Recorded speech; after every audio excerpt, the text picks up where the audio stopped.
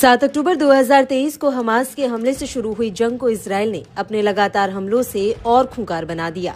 एक के बाद एक हमले कर इजरायली बलों ने गाजा और आसपास के इलाकों में भयंकर तबाही मचाई।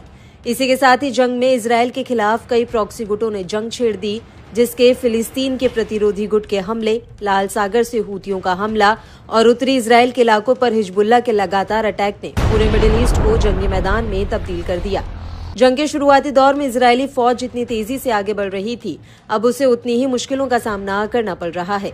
इस जंग में जितना इजरायली फौज ने इन संगठनों के लीडर्स और कमांडरों को ढेर किया, उससे उसकी दुश्मनी इस्लामिक देशों से बढ़ती ही चली गई। फिर चाहे वो ईरान हो या फिर इराक, दोनों ही देश अब इजरायल से सीधे तौर पर जंग में सामने से हमला कर रहे हैं। इसी कड़ी में एक ऐसी खबर सामने आई है जिसने इजरायल की टेंशन को बढ़ा दिया है। दरअसल इराक में इस्लामिक प्रतिरोध ने ड्रोन का उपयोग करके कब्जे वाले सीरियाई गोलान में एक महत्वपूर्ण इजरायली साइट को निशाना बनाते हुए एक अभियान चलाया। इसके बाद रात भर 3 अन्य अभियान चलाए गए और उनमें से एक में इराक में इस्लामिक प्रतिरोध ने कब्जे वाले फिलिस्तीन के दक्षिण में एक सैन्य स्थल को निशाना बनाते हुए ड्रोन हमला करने की घोषणा कर दी। 2 अन्य अलग अलग अभियानों में इराक में इस्लामिक प्रतिरोध ने यह भी बताया कि उसने कब्जे वाले क्षेत्रों के उत्तर में महत्वपूर्ण लक्ष्यों के खिलाफ ड्रोन हमले किए हैं।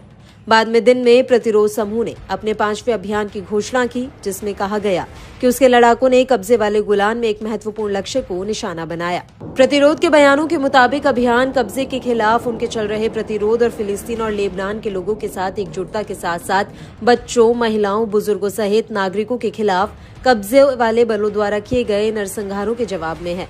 साथ ही प्रतिरोध ने पुष्टि की कि फिलिस्तीन और लेबनान पर चल रहे युद्ध के बीच वह दुश्मन के गढ़ों के खिलाफ अभियान बढ़ाना जारी रखेगा।